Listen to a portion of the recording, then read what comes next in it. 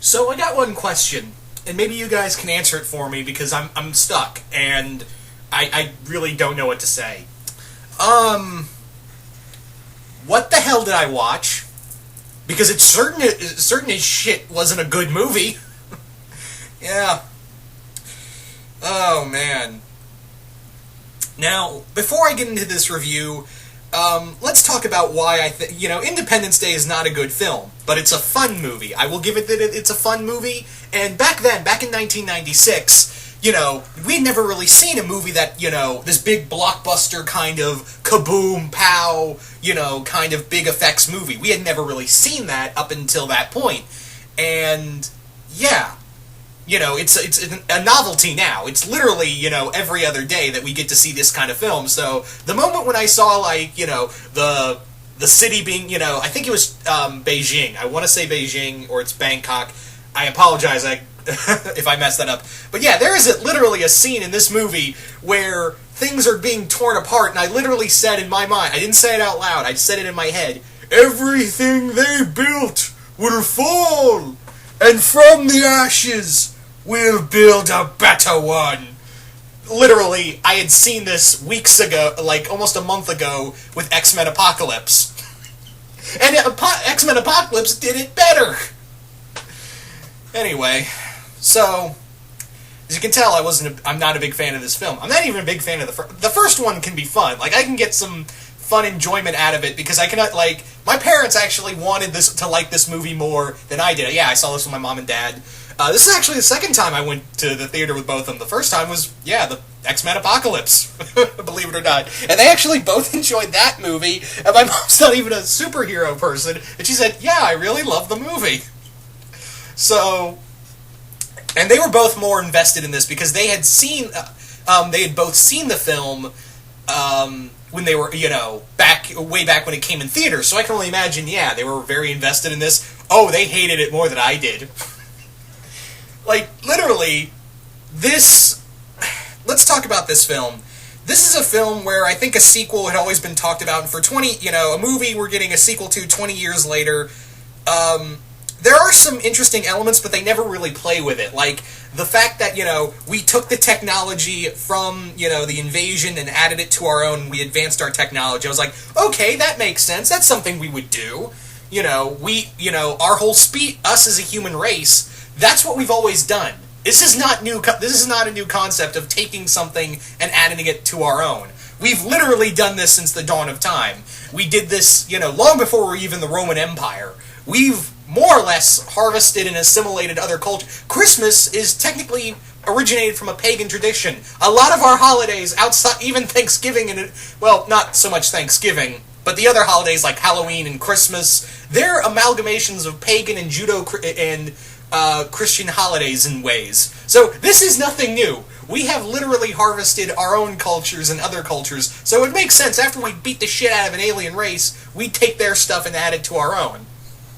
But they never do anything interesting with it other than, oh, we got cool ships! And they look kind of like the aliens, so you can't really tell who's fighting and who's not. Yeah. All the new characters are not that interesting. Well, William Fichtner gives it his all, thank God. Everyone except William Fichtner seems like they're not giving a shit. They don't give a single shit about this movie. Liam Hemsworth, he tries.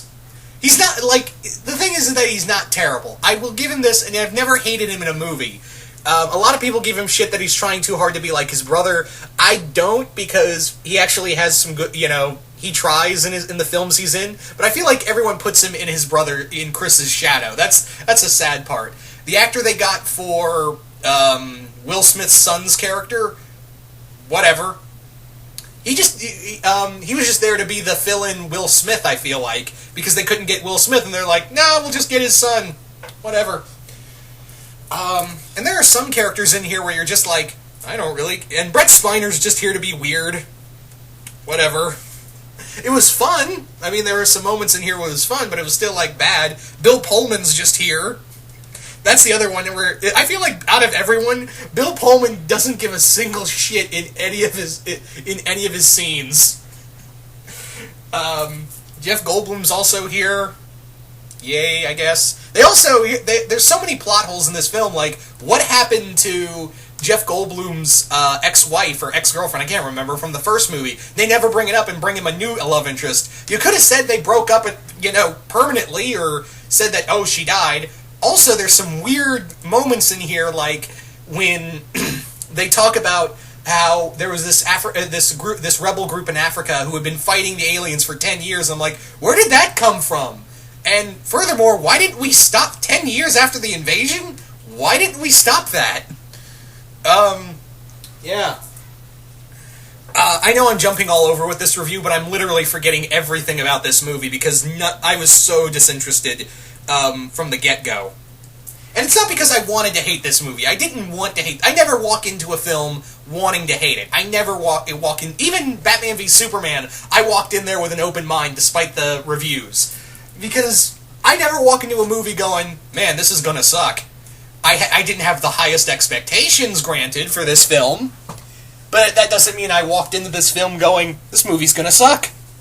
But the moment they brought in this unneeded love interest between what's-her-face, I can't even remember the actress's name, she was pretty bad, and Liam Hemsworth, I was like, done! Yeah. But yeah, this film like I said earlier in the review, the big thing that made Independence Day so special was because we hadn't seen, in that time, in the mid-90s, we had never really seen such a, gigantic blockbuster type film. This is one of those films that earned the title of blockbuster back then. And summer blockbuster, the big summer blockbuster hit. And, in that time, we had never really seen something like that. And now, especially from Roland Emmerich, we've seen shit like this before. Now we've seen it every day, and it's not as impressive. Going bigger does not mean being better. Also, can I just bring up how the queen, the quote-unquote queen, I guess they have multiple queens or whatever, they never really go too deep into it. I'm gonna say it, the queen looks like a brood queen. Like, it looks like something out of the X-Men comics, like, it looks like a brood. It honestly looks like one of the brood, and I can't wait to see all these, fan-made X-Men trailers featuring the queen as, like, a brood character. I can't wait for that. I'm not saying to be mean or anything, I'm actually, like, that makes good editing. I'm always a fan of good fan edits. Look at you, Shades of Night and Chief Brody Rules, and Jason Voorhees and everyone else. Go crazy with that, by all means. Anyway, so, not really much else to say about this movie. Were there some interesting characters? They do try to copy a lot of the first film of going, yeah, cheesy one-liners and tough action scenes and destroy everything. But that's the thing, is that it tries too hard to be the first movie, when in reality, again, we've seen this song and dance before. We're kind of numb to it at this point. There's also a lot of plot holes, and again, I'm not going to say that, the sphere thing that shows up, yeah, I'm spoiling the hell out of this movie, and I'm sorry about that, but I don't think anyone really cares at this point. There's a scene in here that kind of jumps all kinds of the shark, but at the same time I can understand, because I was like, yeah, the galaxy's pretty big, that would happen, and it kind of leaves open for a third movie, which I'm like, yeah, not after how badly this movie's been treated. Anyway, also, Roland Emmerich, the reason why your movie sucks is not because of Marvel and DC, it's because you're a terrible director, and I don't need to point further than Godzilla to prove it.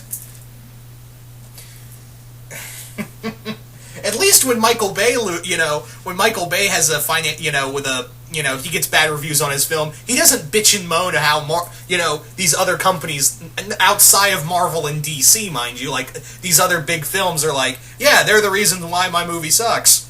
Nah, he owns up to it and says, I'm gonna keep doing it anyway. At least Bay has the goddamn decency to own up to it. Yeah, mark this day, I'm giving Bay credit over Roland Emmerich. Yeah, and he's not one of my favorite people, and you guys probably know why. 1989 Zilla, just saying. Again, I'm really sorry for sounding like I really hate that I'm coming on here and ranting about this film, but I was just not, I was not impressed. The characters were boring. The story jumped all over the place. It felt a little coherent at the start, but midway through, it totally forgot its own rules from the first movie. And there are moments where it's like, didn't you try that before and it failed horribly? I don't know. Anyway, once again, if you guys saw Independence Day Resurgence, just comment below, let me know what you guys thought of the movie. Once again, sorry for the rant, but if you like the movie, that's totally fine.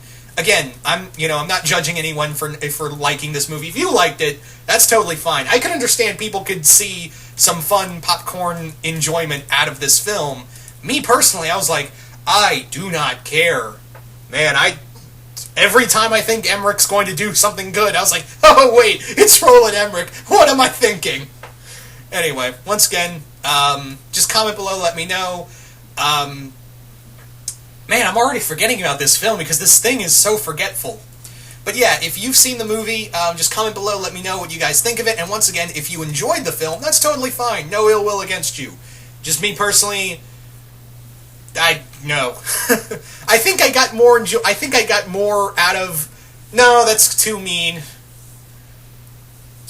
No, I'm gonna say it like, I think I got a little more enjoyment out of Batman v Superman than this film. Because at least with Batman v Superman, I had the awesomeness of Ben Affleck as Batman. And a few other things, like a few tiny things that for me made me go, it's still terrible, but there's some good I can see in here. And, there's tiny nuggets of good in this pile of shit. In here, it's just like, I can't find the nuggets of good in this shit at all. Anyway, so once again, hope you all enjoyed this, and I will see you guys later.